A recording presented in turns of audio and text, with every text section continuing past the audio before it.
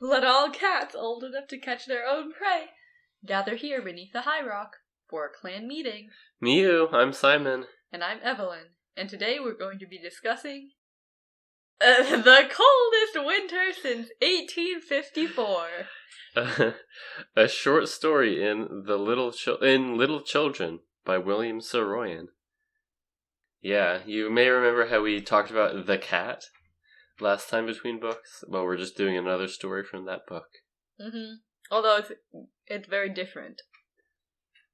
It's very different, yeah.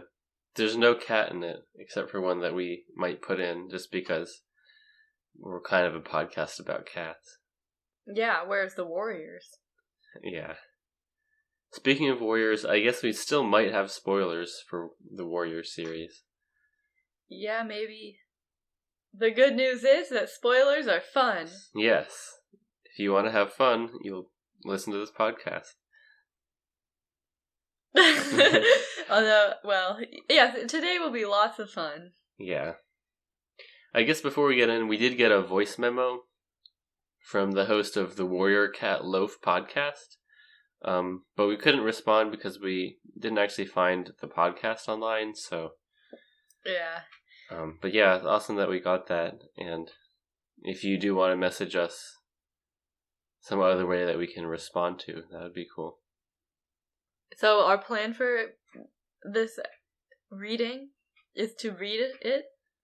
And I guess just talk about it as we go. Yes, because you can't really skip over any of the words. Yeah, the words are the important parts. They're the best part of it. Yeah. We like the words very much. What should we do, Maybe paragraph? You read one page, and then I'll read the next page. Okay.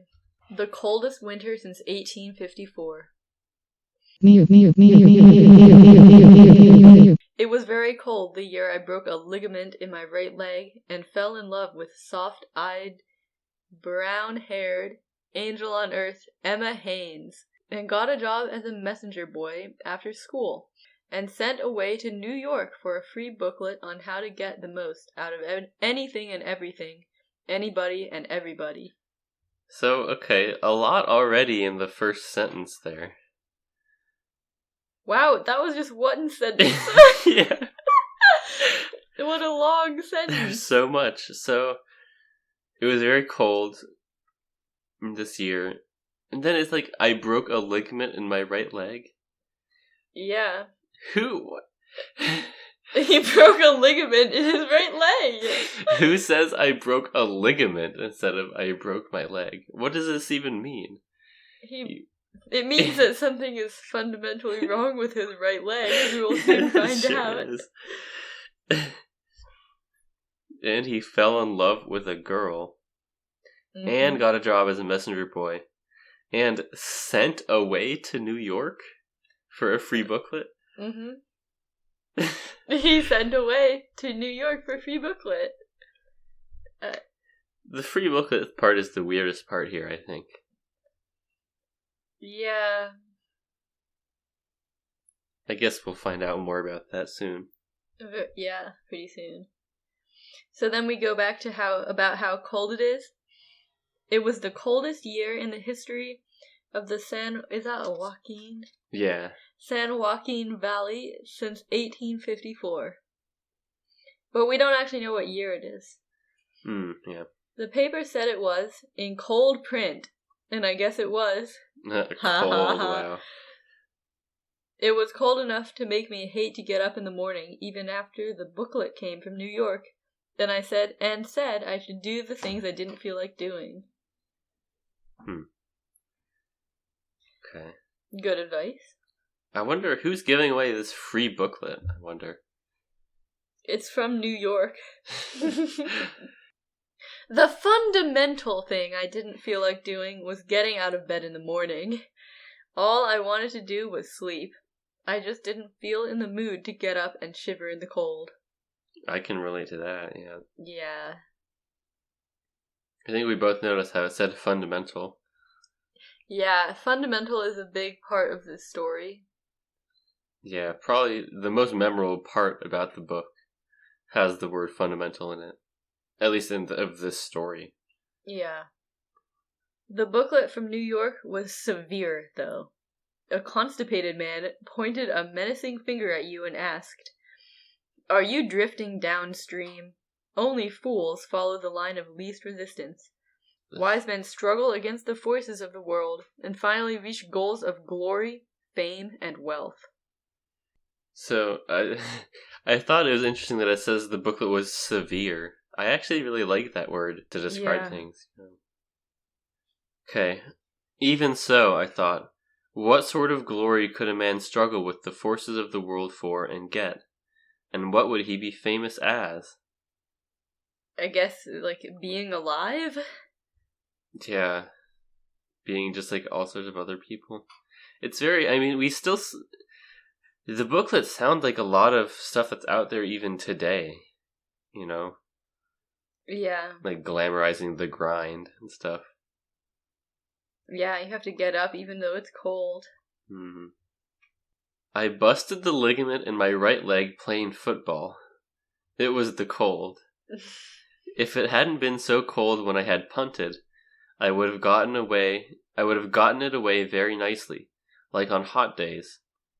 But instead, all I did was snap a ligament and fall down with unholy pain and order my teammates to tackle the man carrying the ball. Tackle him, I'm dying. Don't let him make a touchdown. Ugh, I love that. Yeah. Tackle him, I'm dying! I wonder if it's true about the cold making it easier to, snap the ligament or whatever. Probably, because, you have to warm up. Yeah. No general ever sank to defeat with greater dignity and irritation. I didn't want to be a hero. I figured it might kill me and I didn't want to die, because I hadn't seen enough of the world. I hadn't talked to Emma Haynes either. So he hadn't even talked to Emma Haynes and he's already in love with her? Well, we don't know. We just know it was very cold on the year that he fell in love with her. Well, I don't know. The way I read that, it seems like right after he snapped the ligament, he's thinking about Emma Haynes. I don't know. Yeah, huh. Well, I guess that's consistent with some of the other stories in this book. Yeah. Okay. Johnny Cooper came over and looked disgusted. I guess I can't play anymore, I said. Why the hell not, Johnny said. What kind of idiot is Johnny? What? I guess my leg lost its equilibrium, I said. What the hell are you talking about, Johnny said. I can't stand, I said, and my leg hurts. You don't need to stand to be a quarterback, Johnny said. You can call signals from a crouching position, can't you? Your mouth ain't paralyzed, is it? I guess you can call signals the same as ever. Yeah, this is very problematic. The culture of sports to just push through the pain no matter what, even if you... there's no way you should be able to do that with a torn ligament. Yeah. His legs literally lost his equilibrium. Yeah. Is that really what a quarterback does? Is call signals? I feel like I don't know anything about football, but they totally go out there and run with the ball and stuff. Yeah. I can't running, imagine that's all they do. Yeah. Oh my god. So, you get to read the next part. Mm-hmm. I can't get up, I said. Something's fundamentally wrong with my leg.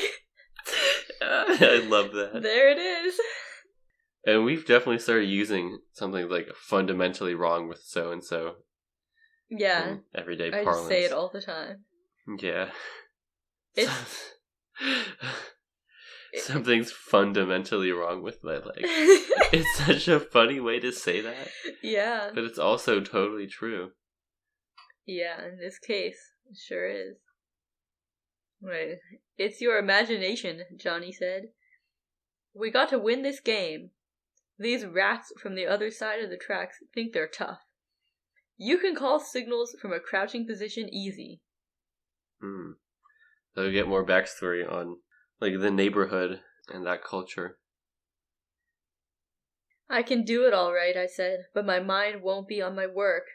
It's cold and something's fundamentally wrong with my right leg. I can't budge. I'm freezing. You can still talk, Johnny said.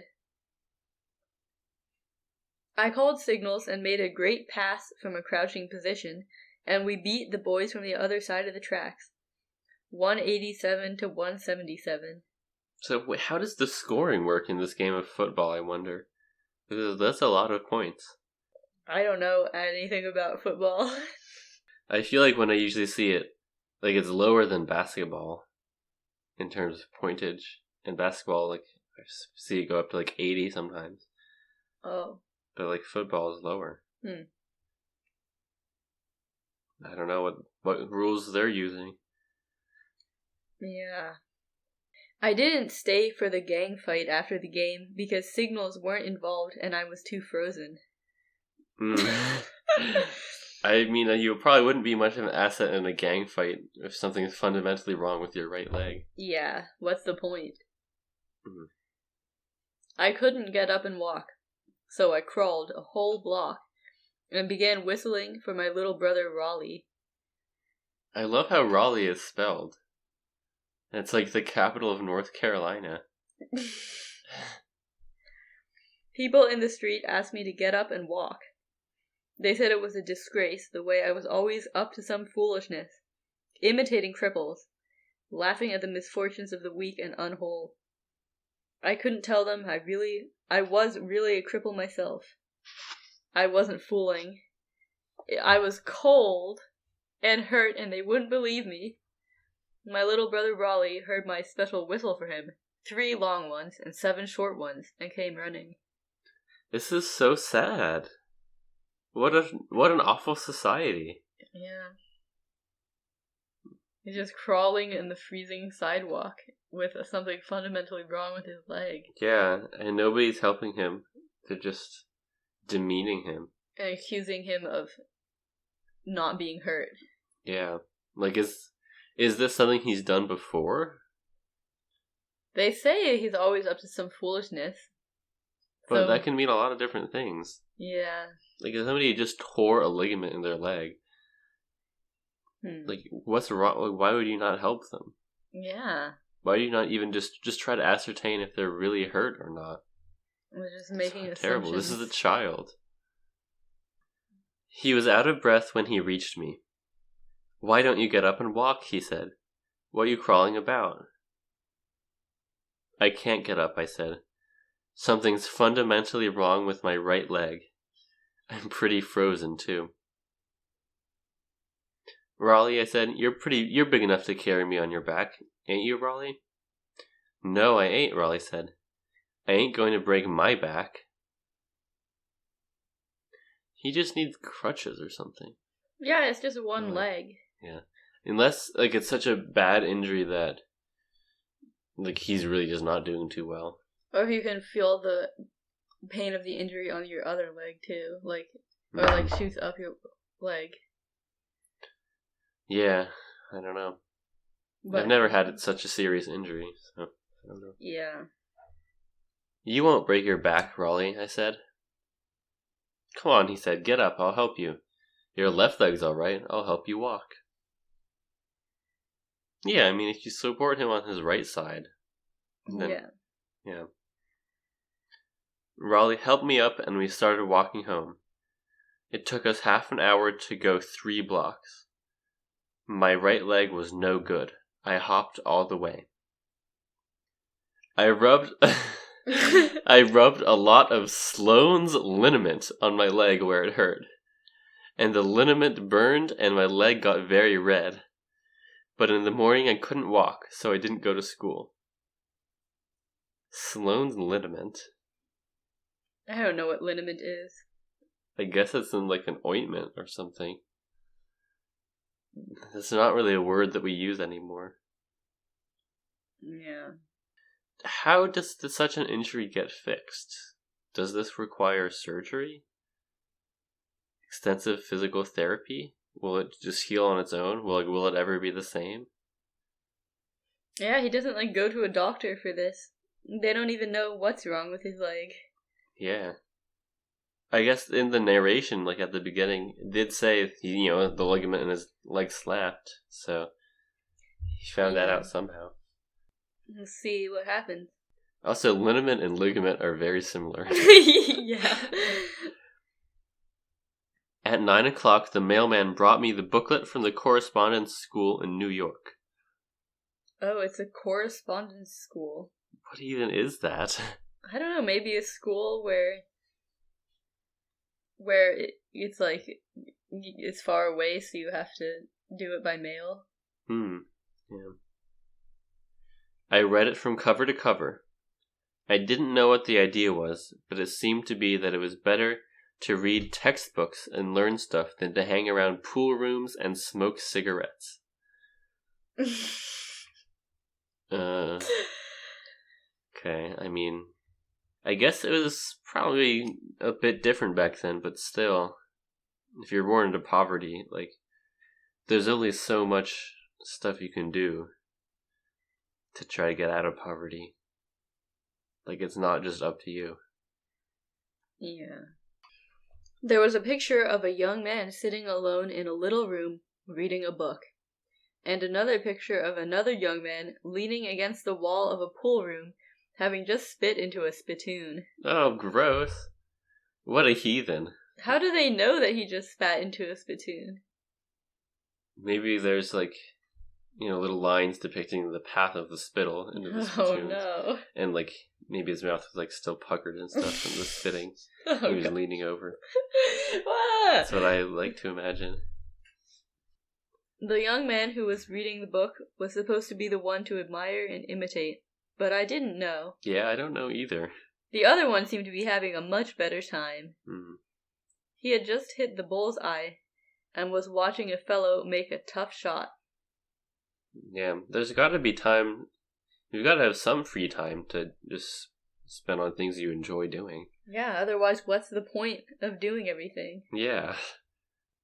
Which of these young men will be a success? The booklet asked. Absolutely not enough information. Yeah, you can't know. Yeah. It didn't say what kind of a success. I could see the young man who was loafing around in pool rooms, learning everything he could about billiards and becoming world's champion billiard player. But I couldn't see the young man reading the book being anything but a dope.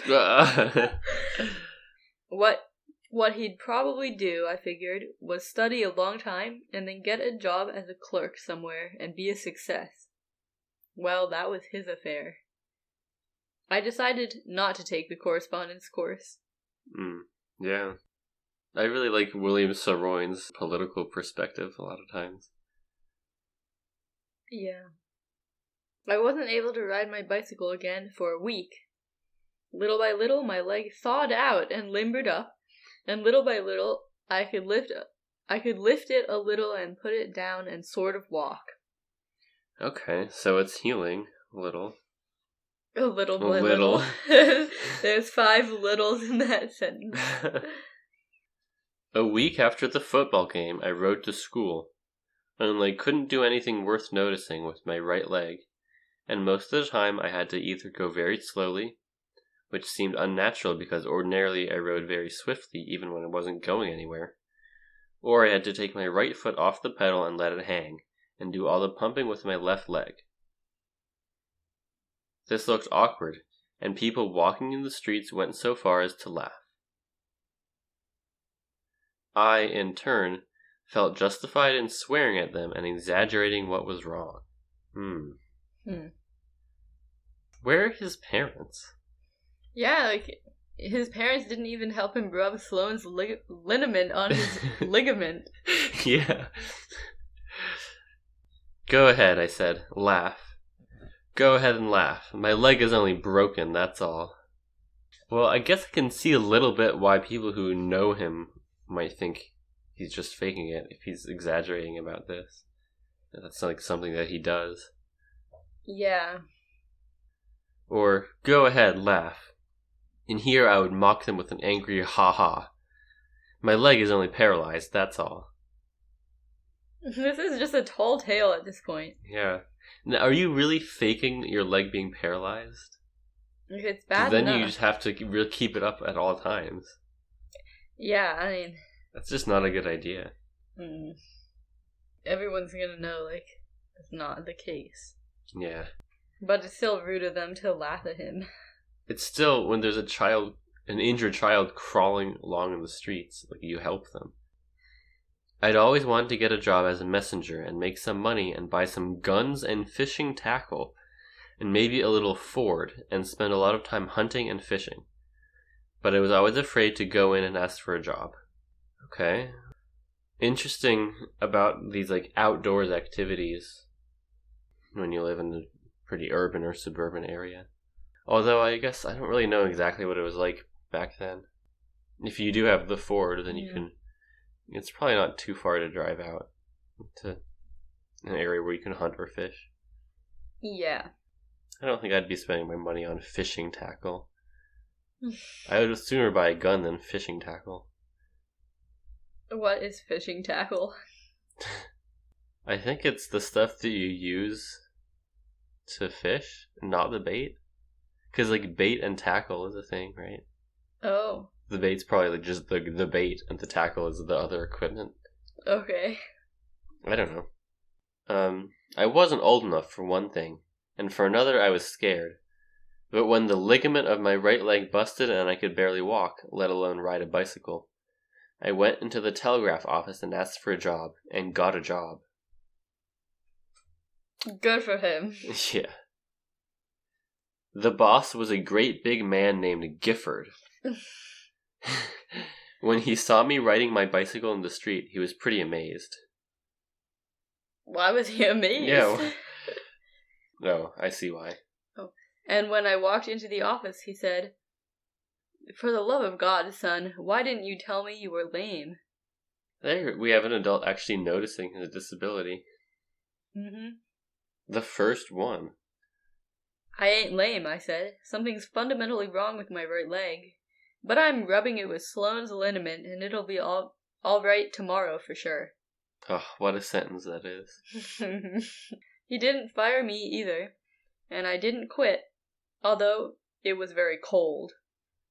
My working hours were from 4 in the afternoon to 12 o'clock midnight, and it seemed like those were the coldest hours of the day and night. Now that's a really long time to work. Yeah. 4 in the afternoon to 12. I mean, it's 8 hours. But he has school. Yeah, so when does he sleep? Probably from like 12:30 until he gets up. It seems like too much to do. Yeah. It was windy too, and all the dirt in the city would blow into my eyes and my hands would freeze on the handlebars, and I figured I'd go right back to the office and quit. But when I get back to the office, I wouldn't quit because I was lame anyway. Jeez. So, what exactly does this job entail? It's the telegraph office. He has to go to people's houses and give them the telegraph. That's how it works? I think so, I don't know. So it's kind of like a post office? Like you can go there, send a telegraph, or maybe he goes there and gets the telegraph message and sends it for them? And then when there's a response, he delivers it? Maybe the office is where they receive the telegraphs, and then, yeah, I guess. After a while, I got used to it. I got used to the dirt in my eyes, my hands freezing, and the dogs chasing me down dark streets, scaring me to death, and the lameness even. It sounds kind of like warriors when they go into the two-leg place. Yeah. I mean, dogs chasing you down the street. Yeah. There we are. That's our warriors part of the podcast. I even forgot the lameness. And after a while it ended, and I was walking and riding my bicycle in fancy style. That is, going around corners. I was doing it with elegance and daring. Also in getting between moving traffic. That sounds very dangerous. So I guess he's recovered a lot if he's doing all that stuff. Yeah. It does say, like, I even forgot the lameness. So, I mean, I guess he's still probably somewhat disabled. But he can still ride. Well, I don't know. It says after a while it ended. Oh, yeah, that's true. Guess we don't really know for sure. I wouldn't get to bed till 1 in the morning. Okay, so we figured that out. Mm-hmm. When does he eat? I guess, does he just eat when he gets home? Is there food for him to eat? Yeah, who knows? And the alarm clock would ring at 7, so he only gets 6 hours to sleep. Yeah. I don't know how old he is. Probably need more sleep than that. Yeah, well, the next thing is, I needed 13. Are you a cat? He needed 13 hours of sleep. I don't think you need 13. That's more than half the day. Yeah. You need maybe 9. Yeah. 10 at the most. Yeah. I wouldn't want to get out of bed. It was too cold. But I would always get out of bed and have breakfast and jump onto my wheel and race to school. Because I knew I'd see Emma Haynes. I'd be very sleepy all day. Emma Haynes would be nearby, across the aisle, and I'd be very tired, and pretty soon I'd start to sleep with my eyes wide open, and our teacher, poor Mrs. Haggerty, who died in 1932 at the age of 67, would call my name and ask me a question, and I'd be dead to the world. I love that they included that about poor Mrs. Haggerty. Yeah. What? I'd be dreaming about Emma Haynes, who was across the aisle all the time. Mrs. Haggerty would tug at my ear to make my open eyes see. One day I fell plumb asleep, right in class, my head on my folded arms. Mrs. Haggerty woke me up. She was pretty sore, and I don't blame her in a way. A lot of, like, old-timey language in that sentence. Falling plumb asleep. And I don't blame her in a way. She said, "Young man, this is no hotel. This is a classroom." I wouldn't begin to feel awake until along about 3:30 in the afternoon. Then I'd be wide awake. I'd run out of school and jump onto my wheel and race to town and run into the telegraph office and put on my coat and hat and start work. What if he only has one wheel? Yeah, all of a sudden she just started calling it a wheel. It's a unicycle. Yeah.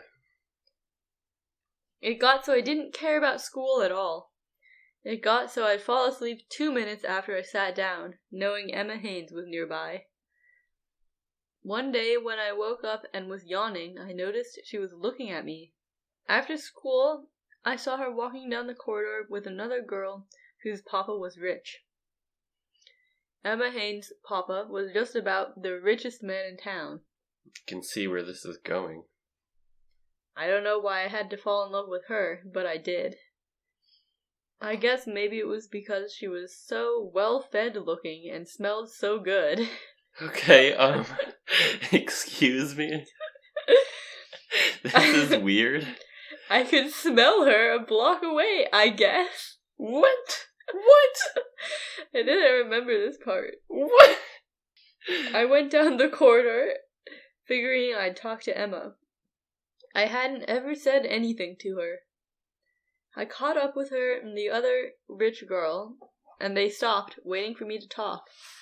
But when I tried to open my mouth, I found out I had lockjaw. Oh, this is so sad. The two girls got very sore, especially Emma, and they went away in a huff, passing remarks about certain fellows at school, including me. Oh. That went terribly. That's so embarrassing. What is the smell? He could smell her a block away, Simon. What is he smelling? Her. She smells so good. What? She's Spotted Leaf. Oh god. She is the Spotted Leaf of this story. Jeez. It was mighty cold that night, and the streets were darker than ever. It was agony having telegrams to deliver to people in little houses on dark streets. In winter. and everybody with any sense inside by a warm fire. By God, I felt terrible. And Emma Haynes talking an attitude like that. Sorry, I can't see it properly, okay? And Emma Haynes taking an attitude like that. That was the worst of it. Remember, that was the best part of it? That sounds like he's gonna say he didn't like the cat very much or something. Yeah. I thought it would kill me if Emma Haynes didn't understand what sort of guy I was, riding a bicycle all hours of the night through the dark streets, in the awful dark world, mad dogs chasing me, houses hidden, and everything cold. I don't know if I have anything to say about that. I'd just die if Emma Haynes didn't know me and gave me some of the well-fed glow that she had. That's so weird. Yeah. Nobody ever really talks about being well-fed and healthy now. Yeah. This is very Weston A. Price Foundation. Look how nourished Emma Haynes is. She clearly eats her bone broth and liver. Yeah. I'd just go to sleep some night and never wake up again, if that was the attitude she wanted to take. I began to look at her more often at school, but her attitude went from bad to worse. She wouldn't even look at me. One day I put a little love letter on her desk. Yeah, of course she doesn't care about you. This is weird. You're being weird to her. I love the love letter, though. It said, Emma, I love you. Dewey. So his name's Dewey. What a wonderful love letter. Yeah. And also, no, you don't. You don't even know her. You've never spoken to her. Yeah. You really shouldn't love her. Yeah. If you do love her, that's really weird. She handed the note to Mrs. Haggerty, and Mrs. Haggerty said, Young man, did you write this appalling message? Yes, ma'am, I said. Go to the office, she said. I went. Yeah, you can't, stop that. That's so weird. Yeah. Mr. Bowler, the principal, was practically a giant. He said, Is this true, boy? Did you write this note? Yes, sir, I said. Don't you realize who Emma Haynes is? He said. Or do you? He added. Well, I said, I know her father owns a lot of buildings and stores in town and a lot of farms in the country. I know he's rich. And you wrote that note anyway, he said. Yes, sir, I said. It's one of the most touching love letters of our age, he said. But I must punish you just the same. For the rest of the day you will act as my orderly. I'm too tired to give you a strapping. Okay, so a lot of stuff to talk about here. First of all, the problem isn't that he's, sending this creepy letter.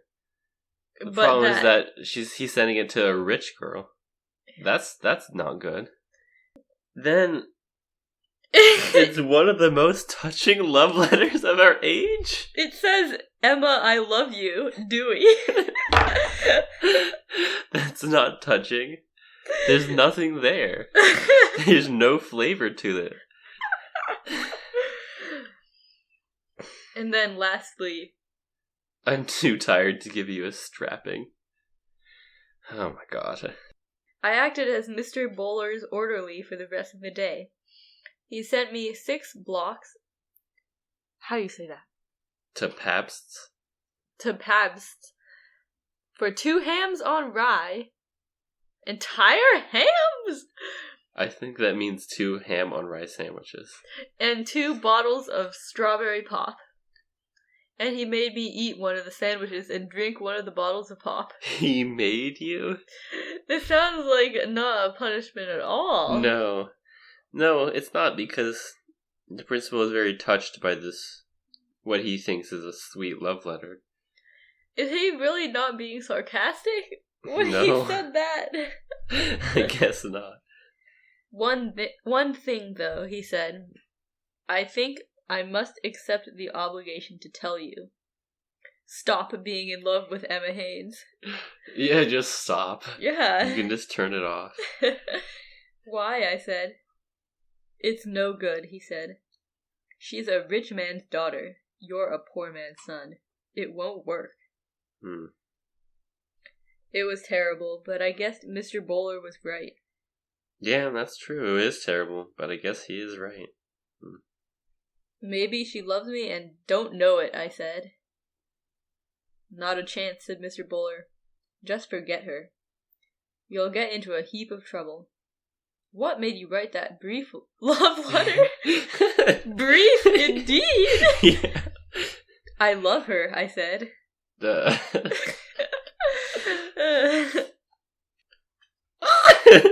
Well, he said, it is well written. See, I feel like he can't be serious like this. Like, maybe he's not. He must be joking. I think maybe he's joking about it being like one of the most touching. Like, it's so short. Yeah. He said, well, it is well written. I mean, there's not a lot of opportunity for it to not be well written. Yeah. True. I think he is joking. But he's also still genuinely touched on another level. Yeah. The winter was long, and the paper said it was the coldest winter since the year 1854.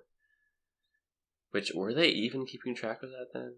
Well, maybe they just remembered. Yeah. I wish we knew what year it was now, though. Yeah, it's probably in the 20s or 30s. Well, the teacher died in 31. It's been the 20s.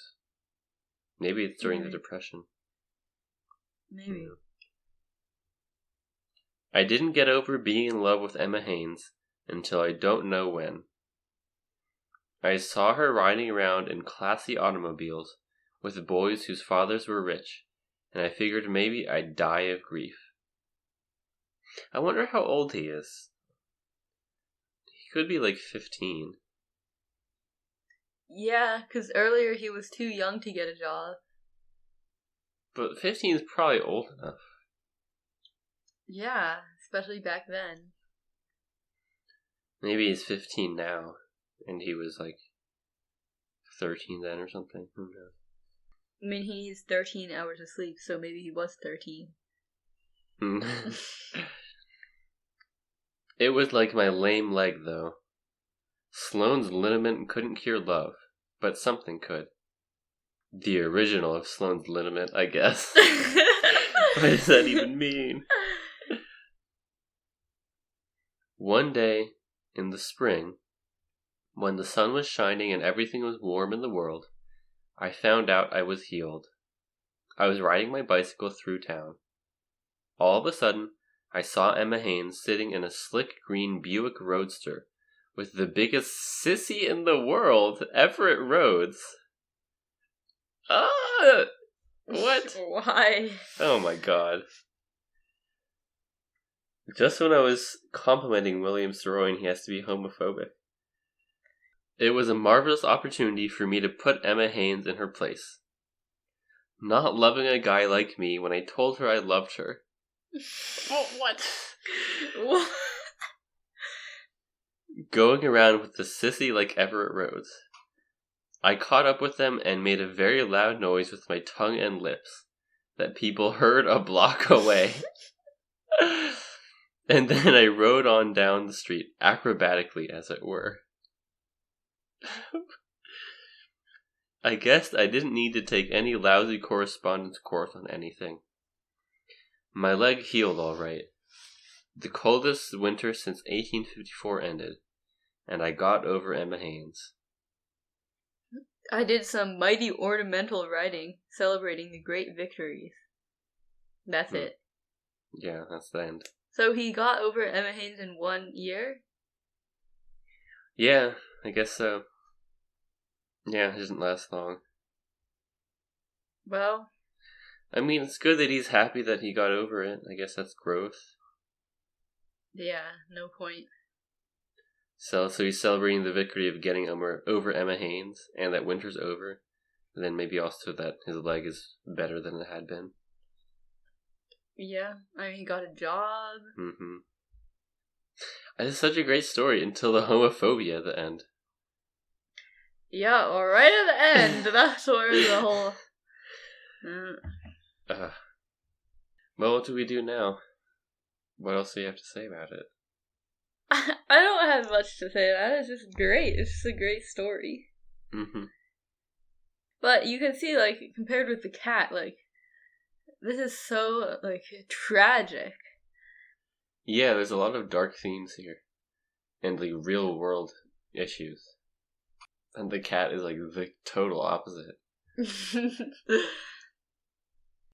Yeah, I mean, most of them are kind of in this tone. Like, there's a lot of struggling people. Yeah. Class divide, poverty. What was your favorite part of the story? I mean, I think the whole fundamentally wrong with my right leg thing is a pretty obvious highlight. And then I hadn't remembered the part about the love letter. Right, that's what I might choose. Like, it's just such a funny love letter. Yeah. The Sloane's liniment thing is kind of funny. Yeah. How he rubbed a lot of it. Yeah. It probably wasn't funny at all back when it was written. Yeah, that's the thing about these stories. Yeah. Well, I guess is this it for the podcast? Maybe, yeah. I mean, we read it, we discussed it. Yeah, next time we'll be talking about Tolstoy's Revenge. Yeah. Yeah, it's kind of long. I bet it has a lot of chapters. Yeah, it'll probably take... I mean, I'm sure it'll take longer than Into the Wild, which itself took longer than Outcast. Yeah. Or maybe not, because I mean, if we do 3 chapters every time, maybe it'll be the same as Into the Wild, because Into the Wild we did 2 every time except for when we did 1. Right. And Into the Wild, like, we had to lay a lot of, like, groundwork for everything. Yeah. Okay. Goodbye. Goodbye. Goodbye.